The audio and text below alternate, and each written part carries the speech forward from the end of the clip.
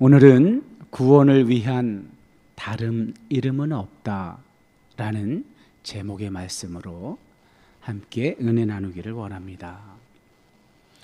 한 주간도 평안하셨습니까? 성환이가 없으면 주현이라도 대답을 해야지. 자, 여러분, 우리의 기대와 다르게 좀 장마철이라고 우리가 기상청의 예보를 통해서 엊그제 들은 것 같은데, 그 장마가 벌써 끝났단 말인가? 한 이틀 비가 오고 연일 폭염이 지속되고 있습니다. 이런 자연의 어떤 묵묵함, 어떤 위대한 성실함 앞에 우리 사람은 겸손해지곤 합니다. 인류가 연출한 생산해낸 과학기술 문명이 현재 최첨단을 달리고 있습니다. 과거 100년 가량 걸려서 이룬 변화보다 최근 1년이 더 빠른 것 같습니다. 최근 인공지능 같은 경우는 정말 눈부시게 변하고 발전하고 있습니다. 이런 어떤 우리 사회에서 일어나고 있는 두드러진 현상을 바라보면서 한편으로는 우리에게 편리함을 제공하고 어떤 유익을 제공하는 측면이 있어서 우리가 우리의 삶에서 그걸 누리기도 하지만 조금 더 깊이 생각해 보면 두려움이 앞서기도 합니다. 저는 가끔 아직 결혼하지 않은 어떤 후배 혹은 제자들 그런 이들과 이야기를 나누다가 우리가 보편적으로 하는 질문들 있잖아요. 결혼을 해야 돼요? 말아야 돼요? 해도 후회하고 안 해도 후회할 것 같은데, 한다고들 한 사람들이 말을 하는데 어떻게 해야 할까요? 하면 참 그에 대한 대답을 하기가 난처하기 그지없습니다. 특별히 오늘날 우리 대한민국이 겪고 있는 저출산 현상을 보면서 아이를 낳지 않으려는 그런 심리는 알겠는데 결혼까지 하지 않으려는 건 왜일까? 그런 부분을 좀 더 이렇게 진지하게 이렇게 생각을 하곤 하는데, 이제 그럼에도 불구하고 한 사람의 인생이 걸린 문제인데 농담으로만 대답해 줄 수 없어? 이렇게 대답해 준 적이 있어요. 나는 결혼을 하기 이전까지 굉장히 자유한 사람이었다. 내가 하고 싶은 게 있으면 반드시 하고야만은, 나의 부모님도 나를 그렇게 길러주셨고, 나를 물론 7남매 중에 6째라서 또 부모님이 농부이셨기 때문에 제대로 이렇게 우리의 양육을 신경 쓸 수가 없어서 그랬는지 몰라도 어쨌든 거의 방목하다시피 그렇게 저를 길러주셨는데, 그것이 장점으로 작용하기도 하고 단점으로 작용하기도 하지만 가장 큰 장점이었다면 내가 자유롭게 생각하고 자유롭게 행동하게 해주셨다는 것이 이렇게 돌이켜보면 가장 큰 장점이 아니었을까, 이렇게 돌이켜 생각해 보곤 했는데, 그러나 아까 그 결혼을 앞둔 사람의 질문에 내가 어떻게 대답했냐면, 결혼하기 전까지 그렇게 자유로웠던 내가 결혼을 하고 나서야 내가 할 수 없는 게 있구나 라는 사실을 깨달았다고 말을 했습니다. 어떻게 그가 반응을 했을까요? 알아들었을까요? 아마 못 알아들었을 겁니다. 근데 거기서 그치지 않고 제가 한 가지를 더 말했습니다. 결혼해서야 내가 할 수 없는 것도 있구나를 깨달았다면 자녀를 낳고 나서는 내가 할 수 없는 게 정말 많구나를 깨달았다고 말을 했습니다. 결혼을 앞둔 사람에게 이렇게 말하면 그들이 결혼을 더 안 하고 싶어 할까요? 어찌되었든 전 진실을 말해야 했기에 그렇게 말을 했는데 그건 제 진심이었기 때문입니다. 비로소 한 사람의 개인이 자기 주도적으로 자기가 가진 자유로 자유롭게 생각하고 자유롭게 행동하다가 무엇인가 관계가 맺어지면 그 맺어진 관계로 인해서 제한을 받게 됩니다. 거기서부터 비로소 개인이 아닌 공동체가 무엇을 의미하는지를 깨달아 가게 되는 거죠. 사실 성경은 그 얘기입니다. 개인이 타인을 만나서 다른 개인을 만나서 어떻게 공동체를 이루어 가는지를 깨달아 알고 거기서 반드시 깨닫게 되는 것의 가장 핵심은 무엇일까요? 개인이 공동체를 이루며 살아갈 때 타인과 하나가 되어가는 그 과정을 통해서 뭘 깨달으라는 걸까요? 사랑이죠. 사랑은 오래 참고 온유하며 시기하지 아니하며 자기의 유익을 구하지 아니하고 불의를 기뻐하지 아니하며 진리와 함께 기뻐하고 모든 것을 참으며 믿으며 바라며 견딘다고 이렇게 사랑의 속성을 사도 바울이 고린도 교회에 사는 교인들에게 15가지의 속성을 이야기하면서 이야기했는데 그거죠. 그거 사랑을 배워나가는 거죠. 그래서 결국은 그 사랑이 우리의 삶에 얼마나 가치가 있는지를 알아가는 건데 오늘날 이런 인류 문명의 획기적인 발전으로 인해서 그걸 경험하는 걸 오히려 방해하는 것은 아닌지 너무나 빠르게 원하는 걸 주니까 특별히 4차 산업은 지식 정보 산업이라고 말을 하고 있는데 우리가 원하는 지식 정보들을 너무나 빨리 가져다 주니까 너무 그런 것에 익숙해서 이렇게 좀 더 더디고 오래 걸리고 답답하고 이런 걸 참지 못하는 쪽으로만 자꾸 우리의 인류의 성품이 변화가 돼서 곧잘 화를 내고 스트레스를 받고 그러다 보니까 이런 소시오패스적인 성향을 나타내는 사람들이 많이 늘어나고 묻지마 폭력, 묻지마 살인 또 저렇게 소위 말해서 한 공동체, 그러니까 사회의 소위 지도자 그룹이라고 하는 자들이 사익에 너무 빠져서 자기의 이익을 추구하는 것에 너무 빠져서 공동체를 대표하고 있다는 사실을 망각해버리는 이런 일들까지 일어나죠. 최근에 이제 새롭게 대통령이 선출이 돼서 한 달여 정도 하고 나서 벌써 기자회견을 하였는데 공무원의 정체성에 대해서 너무나 잘 밝히고 있잖아요. 국민의 편의를 위해서 선출한 공무원이 자기 사리사욕을 추구하면 국민이 불편하고 힘든데 그 선출된 목적, 정체성에 맞게 행동하면 국민들이 살기 좋게 된다는 거. 이거 얼마나 좋은 말입니까? 그 공무원의 꽃이 누구예요? 행정부의 수반인 대통령이겠죠. 대통령이 자기 사리사욕을 추구하는 것이 아니라 국민의 뜻을 받들어 선출이 됐으므로 국민을 위해서 그의 일을 수행을 한다면 온 나라가 평안하고 국민이 행복하겠죠. 자, 어찌되었든 이렇게 말을 꺼낸 이유는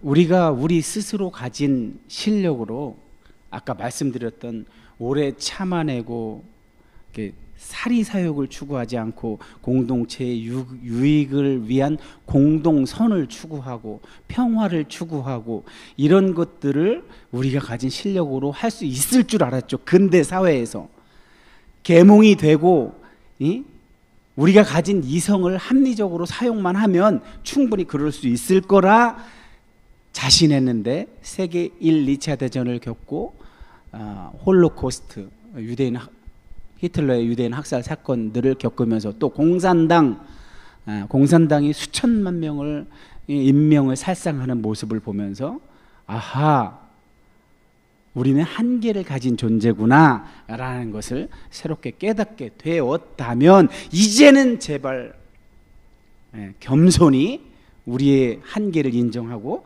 하나님께로 돌아오라고, 성경은 온통 그런 말씀이라는 사실을 깨달아 알고 이젠 제발 돌아오라고 오늘 이 말씀으로 시작을 했습니다. 자, 오늘 그러길 원해서 그렇게 진심을 그 당시 2000년 당시에 예루살렘 성전에 모인 자기 동족들에게 목이 터져라 외쳤건만 그런 사도를 시기하고 질투했던 세력들이 있어서 이제 한참 진심을 전하고 있는 그때에 저 제사장들, 성전 맡은 자, 사두개인들, 온통 성전과 관련된 사람들이죠. 제사장들은 누굽니까? 성전에서 백성들이 하나님께 예배 드리는 일을 도와주는 사람들의 리더 그룹들이죠. 그리고 성전 맡은 자라고 되어 있는데 저거는 성전을 관리, 감독, 경비하는 사람을 말하는 거고, 사두개인들은 제사장 그룹을 이야기하는 거겠죠. 말 그대로 성전과 관련되어서 2000년대 그 예루살렘 혹은 유대 지방에서 소위 권력과 어떤 기득권을 가진 자들에 해당되는 사람들이겠죠. 근데 그 사람들이 베드로가 한참 그 땅에서 일어난 일, 예수 그리스도를 통해서 하나님이 이루신 일에 대하여 증거를 하고 있는데 저 기득권들이 나타나서 그 무식한 물고기 잡이나 하던 그 친구가 지금 예수 안에 죽은 자의 부활이 있다고 백성들을 가르치는 것을 보고 싫어했다고 합니다. 싫어했다고. 왜 싫어했던 걸까요? 당시 사두개인들은 죽은 사람의 부활을 믿지 않았다고 합니다. 그 이스라엘의 종교 지도자 그룹, 기득권을 가졌던 그룹 중에는 저런 사두개인들도 있었고 바리새인들도 있었는데, 바리새인들은 부활을 믿었지만 저 사두개인들, 성전과 관련돼서 이권을 가졌던 그런 자들은 부활을 믿지 않았다고 합니다. 그랬는데 그러지 않아도 밉상인 이제 새로운 유대교와 다른 새로운 어떤 종교가 탄생하려는 그 시점에서 그러지 않아도 부활도 믿지 않는데 부활까지 전하는 베드로가 너무나 싫었겠죠. 그래서 그들은 자기들이 가진 권력으로 베드로와 그 동료들을 잡았대요. 그래서 복수로 표현되어 있죠. 그들을 잡았대요. 근데 잡았는데 날이 어두웠기 때문에 잡은 김에 가두어두었다고 합니다. 아무래도 저런 경내에 어떤 가두는 시설이 있었나 보죠. 어쨌든 꼴 보기 싫은 자들을 자기들의 기득권에 해가 될 것처럼 느꼈겠죠. 저들이 자꾸 저렇게 해서 백성들이 저들에게 선동이 되면 우리의 밥그릇이 줄어든다든지 그런 어떤 순전히 자기의 이익을 위한 측면에서 접근을 해서 그것에 영향을 주니까 데려다가 가둬놓은 거죠. 자, 그런데 그 말씀을 전한 베드로와 다른 요한, 이런 핵심, 예수님의 가르침을 받은 그룹 중에 핵심 제자를 가두어 두었는데도 불구하고 이미 베드로의 말씀을 들은 사람 중에 믿는 자가 많아졌답니다. 앞에 솔로몬 행각에서 오순절 성령 강림 사건을 보고 그걸 본 사람들이 막 저 사람들 뭐야, 저 술에 취해서 그러는 거야 라고 했을 때 베드로가 아니야, 이건 술에 취해서 그런 게 아니라 이미 우리 조상들 때부터 예언돼 있었던 거야. 성경 말씀에도 있잖아, 요해서 같은 데 있잖아, 말세에는 내가 성령을 부어주려는데 아비들은 예언할 것이요 자녀들은 환상을 보고 청년들은 꿈을 꾸리라. 그렇게 예언된 성령이 오신 거란다. 지금 이렇게 이야기했을 때 몇 명? 3,000명이 믿고 세례를 받았다고 했는데 오늘은 남자의 수가 약 5,000이나 되었다고 합니다. 그러니 베드로의 입술을 통해서 말씀하신 이는 역시 예수님, 성령님, 성부 하나님, 삼위일체 하나님이 친히 말씀하셨기에 하나님의 말씀은 곧 사건이었기에 말씀이 이루어지는 현장에서 저런 열매가 맺어진 겁니다. 남자만 5,000이면 저 당시에는 성인 남성 중심의 사회였죠. 그래서 어린아이들이나 여성들은 약간 수에서 제외되는 경향이 있었는데 어찌되었든 그 당시 2000년 전에 저 숫자면 얼마나 많은 숫자입니까? 그런데 그 많은 숫자들이 벌써 베드로의 입술을 통해서 증거된 그 하나님께서 예수를 통해 하신 일을 듣고 믿어서 저렇게 됐다는 겁니다. 그러니 그들을 가두어 두었던 그 당시에 성전과 관련해서 기득권을 가졌던 자들은 얼마나 긴장을 했을까요? 그럼 그들이 어떻게 이 가두어 놓고 이 사도들에게 행했는지 한번 봅시다. 자, 그들을 가둬 놓고 자기들끼리 의논도 했겠죠. 그러면서 이제 그 당사자인 베드로에게 지금 신문을 하는 겁니다. 신문을 하는 주체가 누구라고요? 대제사장 안나스와 가야바와 요한과 알렉산더와 그 문중들이라고 합니다. 저기 나오는 안나스와 가야바는 우리가 요한복음에서도 이미 알고 있었죠. 안나스는 대제사장인데 가야바의 장인이었었고, 사실 저 당시에는 이미 대제사장직을 물러난 상태였고 가야바가 대제사장직에 있었다는 사실을 우리는 요한복음을 통해서 이미 알고 있습니다. 그 뒤에 나오는 요한과 알렉산더와 관련된 기록들이 없어서 저들이 누구를 이야기하는지는 알 수가 없습니다. 어찌 되었든 간에 성전과 관련된 핵심 그룹을 이야기하는 거죠. 자, 이스라엘은 신정국가잖아요. 신정국가. 그래서 성전과 관련된 사람들이 최고의 권력을 가질 수밖에 없었죠. 그리고 거기에는 어떤 많은 이권들이 있겠죠.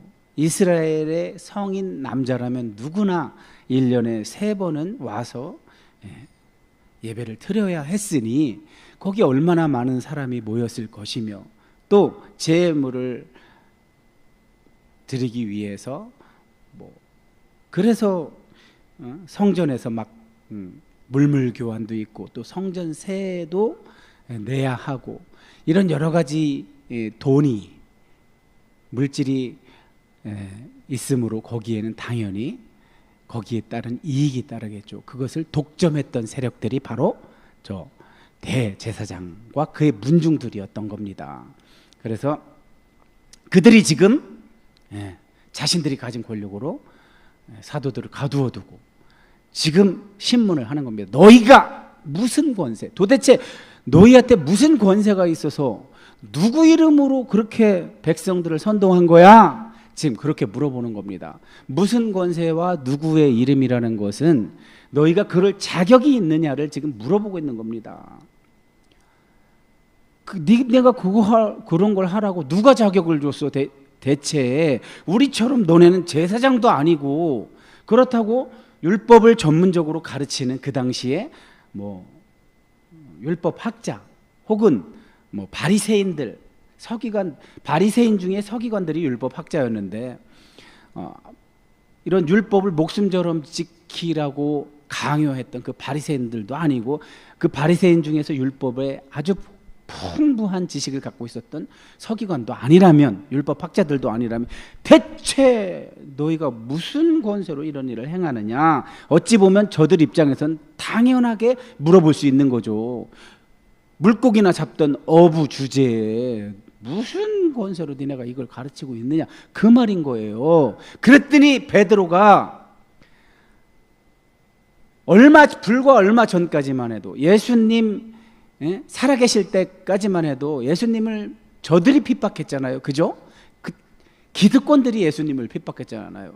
그때 저들이 예수님을 잡아갈 때도 두려워서 예수님을 3번이나 부인했던 베드로였는데, 오순절 성령 강림을 경험한 베드로는 그 백성들에게 말씀을 전할 때도 너무나 담대하게 전했을 뿐만 아니라, 지금 그 이스라엘의 핵심 권력층에게 잡혀와서 신문을 받고 있음에도 불구하고 너무나도 담대하게 백성의 관리들과 장로들아, 저기서 백성의 관리들과 장로들로 표현된 것은 아까 이야기했던 최고의 기득권층, 권력을 소유한 그룹들을 통칭한다고 볼 수 있는 거죠.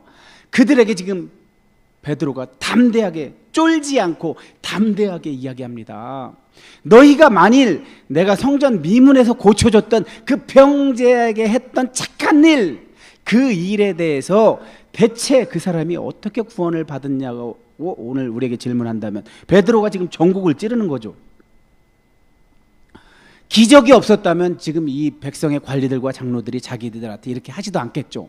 뭔가 기적이 일어났으니까 이 사람들도 지금 신비한 거죠. 아니, 그 물고기나 잡던 어부들 주제에 대체 40년 40살 된 날 때부터 걷지 못했던 그 40살 된 사람을 대체 어떻게 고친 거야 하고 궁금해했었는데, 베드로가 지금 전곡을 찔러서 그거에 대해서 대답하고 있는 거예요. 너희와 모든 이스라엘 백성들 다 들어라. 지금 질문하고 있는, 신문하고 있는 이 최고의 권력 기관, 너희만이 아니라 모든 백성들까지 다 들어. 지금 백성들도 저 신문하는 모습을 지켜보고 있었는지 어쨌는지, 어찌되었든 베드로는 이 기회에 한 번 더 자기가 지금 감옥에 갇혀서 신문을 받는 처지에 있음에도 불구하고 그 현장에서조차도 증언하는 자신의 사명을 잊지 않고 지금 증언 사역을 감당하고 있는 겁니다. 그 핵심이 뭐라고요? 너희가 십자가에 못 박고, 십자가에 못 박은 주체가 누구라고요? 너희, 지금 이스라엘의 핵심 권력층 그리고 백성들, 너희가 예수님을 십자가에 못 박았잖아. 그 예수님은 바로 밑에 있죠. 나사렛 예수 그리스도, 메시아로 오신 분인데 너희가 십자가에 못 박았잖아. 물론 직접 십자가에 못 박은 게 아니라 십자가에 못 박으라고 소리를 쳤죠. 저 기득권 종교 지도자들은 백성들을 선동해가지고 마치 이 군중들이 일어나서 밀란을 일으키면 로마 총독이 큰일 나죠. 그죠? 그러니까 총독이 죄가 없는 것, 예수님에게 죄가 없다는 것을 알았음에도 불구하고 이 밀란이 일어날까 봐 두려워서 결국은 예수님을 십자가에 내어주죠. 병사들을 명령해서. 결국은 예수님을 십자가에 못 박은 그룹은 저 종교 지도자 그룹, 또 그들에게 선동이 된 백성 그룹, 또 밀란이 일어날까 봐 두려워서 허락한 로마의 총독과 그의 부하들, 이 세 그룹이 합작을 해갖고 예수님을 십자가에 못 박은 건데, 놀랍게도 하나님은 그들의 그런 행위를 못하게 막으신 거니 막으신 것이 아니라 그렇게 하게 두어서 무엇을 보여주시려고? 부활이 있다는 것을.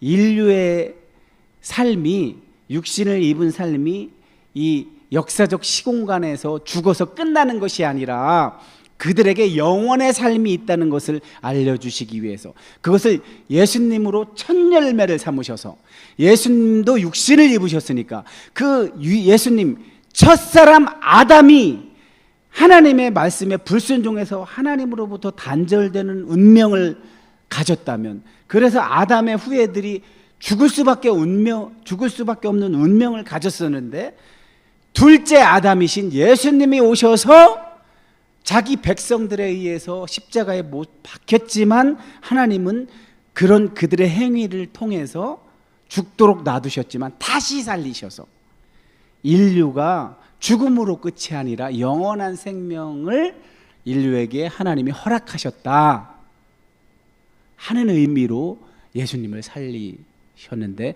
베드로는 그것을 어떻게 지금 어디에 그 하나님이 하신 일을 적용하고 있는 거예요?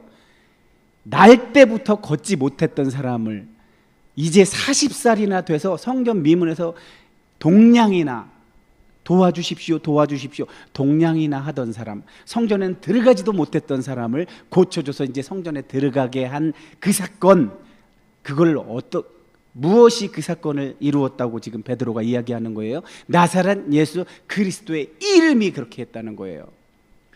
제가 칼럼에서도 말씀드렸잖아요. 나사렛 예수 그리스도란 저 단어들 안에 이미 엄청난 상징이 들어있어서 이미 다 설명해 주고 있는 거라고. 나사렛, 나다나엘은 요한복음에서 뭐래요? 나사렛에서 무슨 선한 것이 난다고 그래. 나사렛은 갈릴리 호수 옆에 마을이잖아요. 이미 베냐민 지파 위쪽으로 땅들은 이미 아시리아에게 멸망당해서 혼혈 민족이 되었고, 유대인들은 인정도 안 했던 그런 민족. 그래서 그 땅에 사는 사람들은 유대인으로 인정도 안 했는데 거기서 무슨 메시아가 와, 이렇게 지금 무시당하고 있는데, 그런 곳으로 메시아가 왔다는 의미로 나사렛이라고 했지만, 사실은 이미 예수님 오시기 700여 년 전에 이사야 선지자를 통해서 나사렛이란 곳으로 메시아가 올 것이라는 것이 예언되어 있었다는 걸 이사야 11장이 얘기하고 있죠. 이새 줄기 할 때 줄기에서 한 가지가 나는데 그 가지가 네체르라는 단어인데, 그 네체르가 나사렛으로 연결된다고 보는 학자들이 굉장히 많습니다. 그래서 저 이야기는 뭐냐 하면, 다윗의 후손으로 오실 메시아를 이미 나사렛이라는 단어가 함축하고 있고, 예수라는 이름도 뭐라고 그랬어요? 예수라는 이름이 히브리어적으로 읽으면 야훼, 구약의 모세의 소명, 모세를 부르실 때 나타나신 하나님이 모세한테 이름을 알려주시잖아요. 동사로 된 이름, 에흐예 아쉐르 에흐예.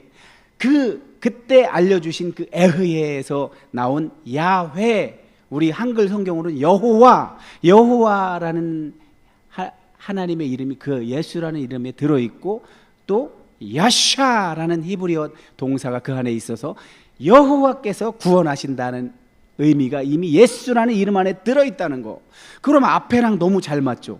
메시아로 오시는 이가 이스라엘과 인류를 구원하신다고 했으니까 나사렛과 너무나 잘 어울리는 이름 예수. 그리고 그리스도는 뭐예요? 그리스도가 고대 그리스어지만 이게 히브리어로 하면 메시아잖아요. 그럼 이 나사렛 예수 그리스도란 이 용어에는 이미 하나님께서 구원하신다는 의미가 다 들어있는 거예요. 근데 누구를 통해서 구원하신다고요?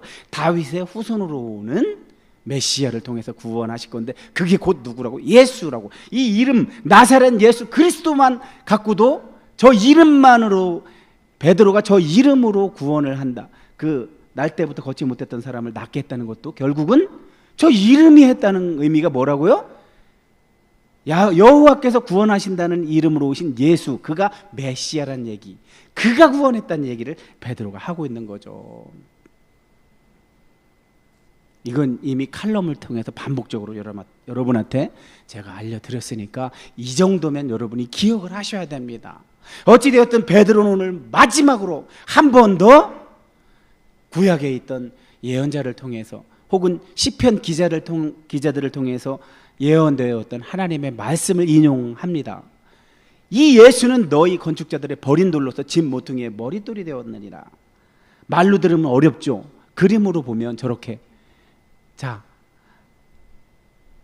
코너스톤, 집 모퉁이의 머릿돌을 직역하면 저렇게, 영어로 직역하면 코너스톤이에요. 코너스톤. 저렇게 건축을 할 때 코너에 어떤 가장 핵심적인 기능을 하는 돌이죠. 그죠?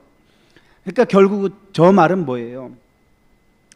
이스라엘이 메시아를 못 알아보고 버렸는데 하나님이 그 버린 돌을 가지고 와서 그리스도로 삼으셨다는 뜻으로 저 말을 하는 거예요. 시편 118편 22절 말씀을 인용하는 거예요. 자, 22절 23절 제가 읽어드리겠습니다. 건축자가 버린 돌이 집 모퉁이의 머릿돌이 되었나니 이는 여호와께서 행하신 것이요 우리 눈에 기이한 바로다. 이스라엘의 지도자들과 백성들이 메시아를 십자가에 못 박아서 죽였는데 하나님이 다시 살리셔서 메시아로 삼으셨다는, 인류를 구원하는 기초석으로 삼으셨다는 말을 하는 거예요. 저기 지금 베드로가 한 말 10절로 되어 있는데 12절입니다. 오늘 말씀, 우리가 읽은 말씀의 마지막 절을 얘기하는 겁니다. 그러면서 베드로가 오늘 우리가 제목으로 삼은 구원을 받을 만한 다른 이름은 없다, 예수 말고는, 그런 의미로 지금 베드로가 이야기하고 있는 거예요. 오늘 마지막 절 말씀에. 자, 이 말씀은 이미 여러분에게 다 설명드렸잖아요. 나사렛 예수 그리스도라는 이름 안에 이미 의미가 다 들어있다고요. 다른 걸로는 안 돼요. 왜? 여호와께서 구원하신다는 이름을 그걸 통해서 주셨기 때문에. 자, 그러니까 결국은 베드로가 자꾸만 예수 그리스도의 이름 하는데, 제가 예언 칼럼을 통해서 3번 반복해서 연속해서 여러분에게 말씀드리고 있잖아요. 왜 자꾸 이름을 얘기를 하지? 그 이름이 의미하는 바가 뭐라고 했어요? 핵심 의미가 뭐라고 그랬어요? 이름이 곧 현존, 현재 여기 계시다는 뜻이에요. 우리가 요한복음을 통해서는 뭐를 알 수 있어요? 요한복음은 처음부터 성전을 예수님이 가셔서 화를 내시면서, 왜 내 아버지의 집, 만민이 기도하는 집을 강도의 구렬로 만들어내, 거기서 장사하고 비즈니스 해가지고, 원래 하나님은 여기서 그런 일을 하라고 한 것이 아니라 여기서 하나님도 만나고 내 백성은 어떻게 살아야 하는지를 들으라고 이 성전을 허락하셨는데, 성전을 하나님이 현존, 지금 여기 계신다면 그런 짓을 할 수 있었을까요? 못하는 거잖아요. 그런데도 그들은 하나님 안 계신 것으로 인정하니까 그런 행위를 하는 거잖아요. 그래서 처음부터 요한복음은 성전부터 깨끗하게 하죠. 그러면서 이 성전을 헐라 내가 사흘 만에 다시 지리라, 이 말을 유대인들은 못 알아듣죠. 그건 뭐예요? 예수님이 사흘 만에 부활하신다는 뜻이죠. 이제 성전, 예수님의 몸이 성전을 대체했다는 거잖아요. 더 이상 성전에 하나님의 현존이 계시지 않아요. 예수님의 몸을 통해서 계시지. 근데 그 예수님조차도 십자가에 돌아가셨다가 부활하셔서 승천해서 하나님 보좌 우편에 계시니까 이제 어떻게 현존하신다고요? 보혜사 성령으로 오셔서 현존하시는 거죠. 그게 하나님의 이름이란 뜻이 다 거기 삼위일체 하나님이 그렇게 예수님에게 함께 연합해 계셨던 그 하나님이 예수님의 제자, 지금 베드로한테 연합해서 저희를 하고 있다는 걸 베드로는 어떻게 이야기하고 있는 거예요? 천하 사람 중에 다른 이름을 주신 적이, 구원을 받을 만한 다른 이름을 주신 적이 없대요. 오직 예수만인데 그 예수의 이름 속에 여호와께서 구원하신다. 요한복음 17장, 우리는 그때 분량이 많아서 한 주 만에 예수님의 대제사장적 기도를 한 주 만에 그 강해하기에는 좀 벅찼는데, 그럼에도 불구하고 이처럼 다시 다른 본문을 할 때 찾아가서 또 할 수 있는 기회가 있으니까 17장 11, 12절에 보면 뭐라고 되어 있냐면, 나는 세상에 더 있지 하오나 아니하오나 그들은 세상에 있사옵고. 이게 무슨 의미예요? 예수님이 십자가에 돌아가셨다가 부활하셔서 승천하시니까 더 이상 세상에 있지 않죠. 그러고 난 아버지께로 가옵나니 거룩하신 아버지요 내게 주신 아버지의 이름으로 그들을 보존하사 우리와 같이 그들도 하나가 되게 하옵소서. 이게 무슨 뜻이에요? 예수님이 승천, 부활하셔서 이제 40일 동안 가르치시고 나서 원래 계셨던 하늘로 승천하신 곳으로 가시죠. 그러면 이제 제자들만 남잖아요. 그럼 제자들 어떡하라고? 근데 예수님이 내게 주신 아버지의 이름으로 그들을 보존해 달래요. 그 말이 무슨 뜻이에요? 내게 주신 아버지의 이름이 뭐예요? 예수라는 이름 안에 들어있는 여호와께서 구원하신다. 그걸로 이 제자들을 보존해달라, 지켜달라는 건데, 어떻게 지켜줘요? 우리와 같이 그들도 우리와 하나가 되게 하는 방법으로. 이게 연합이죠. 연합. 삼위일체 하나님의 연합처럼, 삼위일체 하나님의 연합처럼 우리도 그 하나님께 연합되어 있어서 그걸 가능하게 해달라고 기도하셨던 거예요. 자, 여러분 여기를 보십시오. 이제